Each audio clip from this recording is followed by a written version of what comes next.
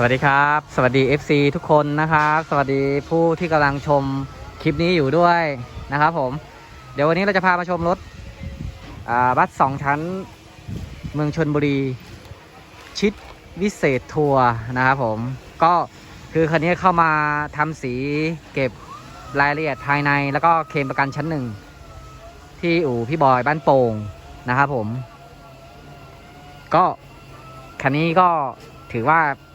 เป็นยูโรที่สวยมากยูโร5นะคันนี้หน้าดำเลยคันนี้หน้าก็เป็นหน้าเดิมนะไม่ได้แปลงหน้าเลยไฟก็เป็นไฟเดิม5 ปีแล้วไฟตัวนี้ของแท้จากศูนย์ยูดีนี่ครับนี่ไฟของแท้อยู่ได้นานหน้าเดิมแกบอกว่าทำหน้าดำเพื่อที่จะรอแก๊ปหน้า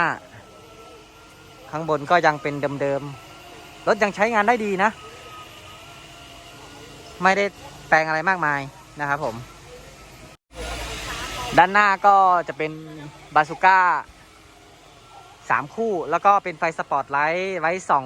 นะไว้ส่องเวลากลางคืนวิ่งทางยาวป้ายไฟตรงกลางนะครับผมสวยงามแกบอกว่าขัดเฉยๆนะหลอดไฟไม่ได้เปลี่ยนใหม่แต่ผมตอนแรกผมนึกว่าเปลี่ยนหลอดไฟใหม่ด้วยไม่ใช่คือขัดเงาใหม่เฉยๆครับสวยงามมากกำลังเก็บรายละเอียดอะไรที่ต้องแก้ไขก็แก้ไขกันเลยนะเจ้าของจะมารับรถวันนี้แล้วครับนะครับข้อมูลเบื้องต้นรถคันนี้ต่อตัวถังที่อู่มีแสงนะครับเป็นยูโร5นะยูโร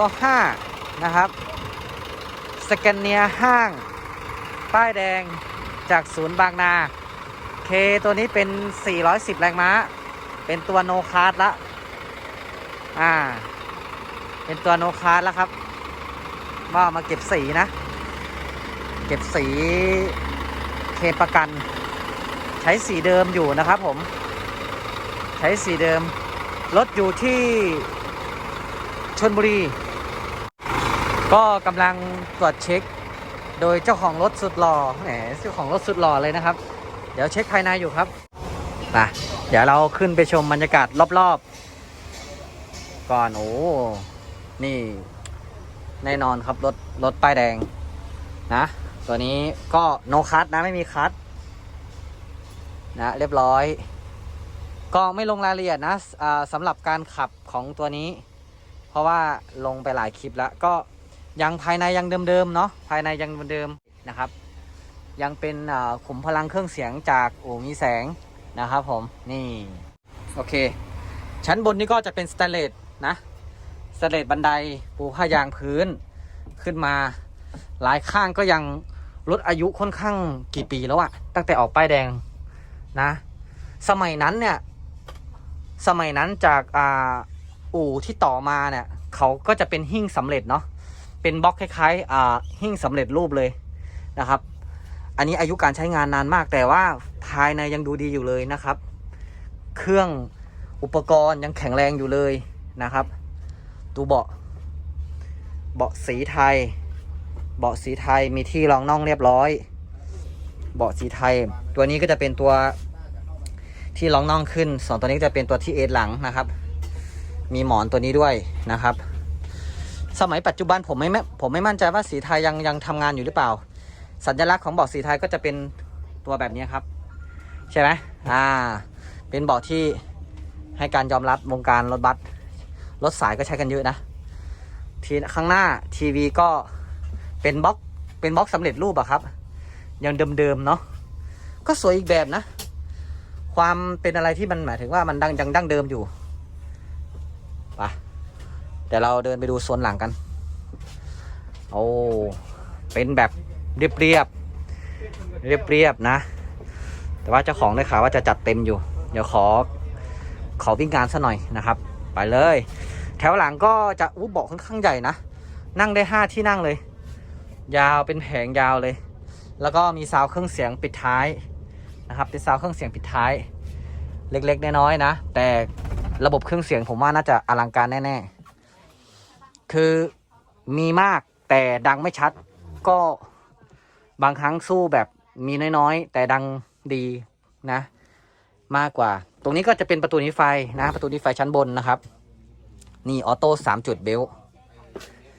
นะครับเป็นเบลออโต้3 จุดนี่โอเคอันนี้ก็จะมองจากด้านหลังไปด้านหน้าเลยนะครับชั้นบนอ่ะ37 ที่นั่งชั้นบน37 ที่นั่งนั่งได้เยอะมากผมสูง165นี่เพดานชั้นบนไม่ชนเลยนะครับกว้างไปเดี๋ยวเราไปดูชั้นล่างกันไปเลยโอเคเดี๋ยวเรามาดูภายในของคันนี้ชั้นล่างนะครับก็พอเดินประตูเข้ามาปุ๊บเนี่ยเราเลี้ยวซ้ายก่อนเลยด้านซ้ายนี่ก็จะเป็นกว้างนะจะเป็นโซฟายาว1 คู่นะครับแล้วก็จะเป็นโต๊ะกินข้าวนะพูดว่าโต๊ะกินข้าวดีกว่ามีโต๊ะกินข้าวแล้วก็ทีวีตรงกลางภายในเนี่ยยังเดิมๆจากอู่ต่อรถที่ต่อมานะครับผมยังเดิมๆอยู่สวยงามมากเลยเป็นบ่งบอกถึงอายุบ่งบอกถึงเจ้าของดูแลรถได้ดีมากคือยังไม่เสื่อมสภาพไปเยอะมากขนาดไหนนะครับมากนะตรงนี้ก็จะเป็นแอร์บ้านถามว่าติดไว้ทำไมติดไว้เพื่อแบบเวลาเราไปออกงานเราก็เสียบปลั๊กโรงแรมเปิดแอร์นอนในรถได้ส่วนตรงนี้ก็จะเป็นห้องน้ำนะมีสาวสวยนะคือคันนี้มาทำห้องน้ำใหม่คันนี้มีมาทำสีเก็บงานประกันชั้น 1นะแล้วก็มีห้องน้ำไปดูห้องน้ำแน่นมากห้องน้ำใหม่นะปรับปรุงห้องน้ำใหม่ก็ชักโครกใหม่แล้วก็เก็บรายละเอียดด้านข้างเป็นลายใหม่นะตัวนี้น่าจะเป็นชักโครกแบบตักน้ำใส่นะครับเก็บงานใหม่เก็บรายละเอียดใหม่อันนี้ก็จะเป็นตัวเวลาน้ำล้นนะสามารถมันก็จะออกตรงนี้ได้นะครับนี่ไม่ต้องแบบเลอะออกมาข้างนอกรถเก็บพยางอะไรเก็บใหม่หมดเลยแล้วก็ปิดประตูแล้วก็เป็นกรล็อกคือไม่ต้องเป็นอย่างเงี้ยเป็นกรล็อกแน่นดีโอเคจบเลยแน่นอนมาก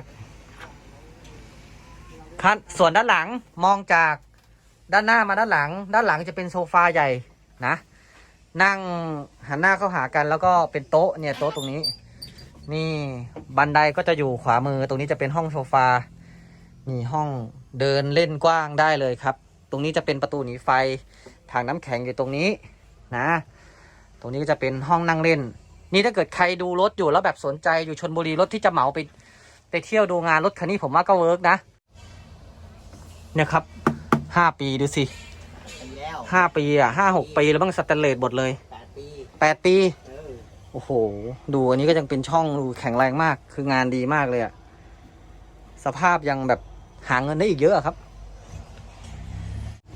นี่คันนี้ทำห้องน้ำใหม่แล้วก็เก็บภายนอก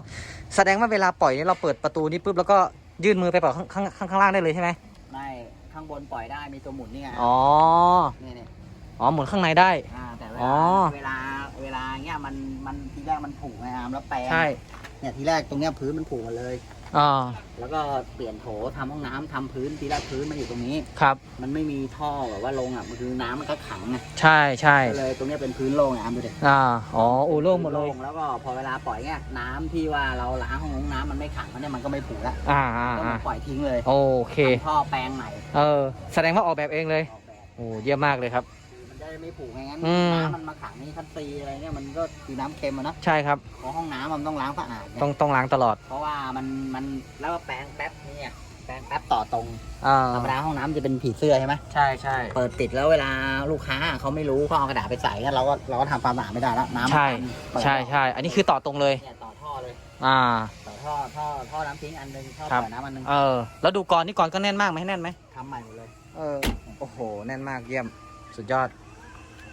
นี่เพื่อนๆเดี๋ยวอันนี้มันเท่าไหร่ไม่บอกตัวนี้ก่อนปุ่มเนี่ยมันเสียกันบ่อยตัวนี้แพง15,000ไอตัวเป็นตัวไอกดปุ่มปรับอันนี้อยู่ประมาณ700-800ซ่อมทำแปลงไปไม่มีคัสเล่นอย่างเดียวเหรอนะเล่นอย่างเดียวอันนี้โนเกียโนคาร์ด410คานแข็งตัวนี้มี2ตัวมีปีกนกกับคานแข็งแล้วก็เป็น420 EB แล้วขึ้นมาเป็น406 เดี๋ยวเราจะมาดูงานเขาเรียกว่างานสร้างเองอะลองผิดลองถูกงานสร้างเองก็คือตัวพวงมาลัยเดี๋ยวอันนี้เอาเข้ามาในอู่นะแก้ไขอะไรเล็กๆน้อยๆอ๋อเหยียบคันเร่งอ่ะเหยียบเบรกเฮ้ยดีเว้ย พอป่ะป๋าพอป่ะ ยกสูง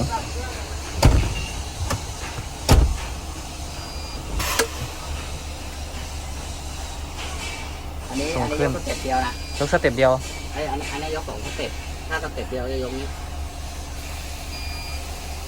อันนี้ยกสเต็ปเดียว อ๋อ ถ้า2สเต็ปจะยกนี้อันนี้สูงเลย อ๋อนี่สูงเลย อ่า ไม่ดูพวงมาลัยสิ เดี๋ยวจัดให้แป๊บนึง โอ้เดี๋ยวจัดพวงมาลัยเคยเห็นหลายคนบ่นไอ้ตัวปุ่มเนี้ยแพงมาก ดูนะ อ่ะ อันนี้กดไม่ได้ดู ตัวนี้กดไม่ได้ แต่กดไม่ไป เพราะว่าเราไม่มีเอาลมมาเลี้ยง ไม่เพราะว่าตัดลมไว้ อ๋อตัดลมไว้ เพราะว่าตัวนี้มันเป็นตัวตัดลม อ๋อ อันนี้เป็นตัวตัดลมนะ เราเปิดก๊อกตัวนี้ปุ๊บ มีก๊อก นี่ก๊อกเนี่ยก๊อกก็เป็นโต๊ะก๊อกปิดลม อ๋อเป็นก๊อกปิดลมไม่เฉย ปิดลมให้ลมมาเลี้ยง ให้ลมมาเลี้ยง แล้วก็ อ๋อแต่ถ้าเกิดเดิมมาจากบริษัทเนี่ยไม่เดิมบริษัทนี่ก็คือไม่มีก๊อก ไม่มีก๊อกเนาะ นี่เป็น ลมงานแปลงลมมาปุ๊บมาเลี้ยงแล้วก็มาเข้าสวิตช์ตัวนี้เลย ถ้าว่าเราตัดคือมันรั่ว มันรั่ว เวลาจอดแล้วเดียวมันก็รั่วมันรั่ว แสดงว่าตรงพวงมาลัยชอบรั่ว ไม่คือที่มันรั่วเนี่ยเพราะว่ามันหมดอายุไงเพราะว่ามันนานไง อ๋อ มัน8 ปีแล้วอ่ะ แล้วเวลาสแกนเนียร์คือเขาชอบโชว์เวลาจอดเขาต้องยกพวงมาลัยเงี้ย ต้องยกพวงมาลัยต้องโชว์เพราะว่าพวงมาลัยคันนี้มันตัดหัวตีมด้วยไงพอเวลาจบว่าพอเวลาขึ้นมานี่จะลงนี้ใช่ไหมพอเวลาเราลงปุ๊บเราก็ตั้งเหมือนเดิมแล้วกดเหมือนเดิมปกติทำงานแบบปกติที่มันมีเราก็กดลงมาตัวนี้เป็นตัวล็อก อ๋ออ๋อทีนี้พอเรา ล็อกเราก็ปิด แล้วเราก็ไปปิดลงข้างล่างเป็นวาล์วเปิดปิดธรรมดา ใช่เพื่อไม่ให้มันรั่วอย่าไม่มีเสียงโอเคเลยเพื่อนๆใครที่เจอปัญหานี้อยู่นะของสแกนเนียห้างนะก็สามารถไปดัดแปลงแบบนี้ได้ อันนี้ก็ต่อเข้านี้เลย หรือว่าโทรหาเจ้าของรถก็ได้ถ้าอยากรู้ข้อมูล อันนี้ต่อนี่ เยี่ยมเลย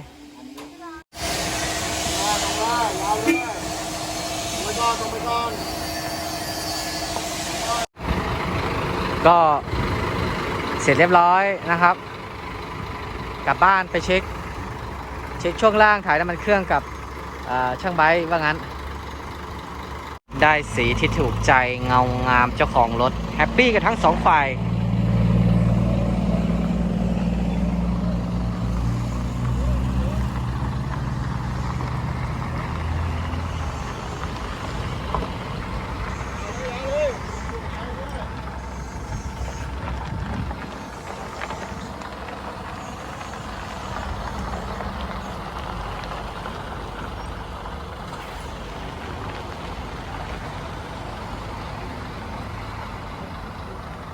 หน้าดำนี่ต้องใส่แก๊ป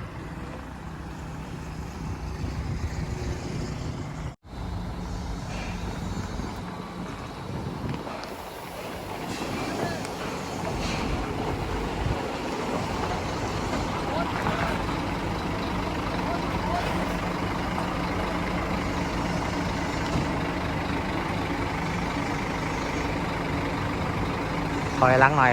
ครับมันเป็นยูโร5ที่ดูสวยอีกแบบนะครับเป็นยูโร5นะเนี่ยสวยอีกแบบเลยถอยเข้าไปหน่อยตั้งทรง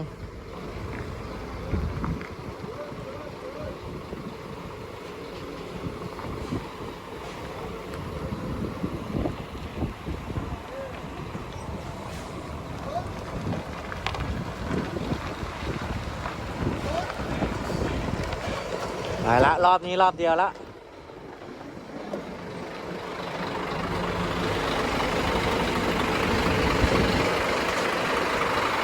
ไปแล้วครับก็สำหรับคลิปนี้ก็ขอบคุณทุกคนที่ติดตามรับชมนะหวังว่าน่าจะได้ประโยชน์เยอะแยะมากมายไว้เจอกันคลิปหน้าบ๊ายบายสวัสดีครับนั้นแค่นี้ก่อนบ๊ายบาย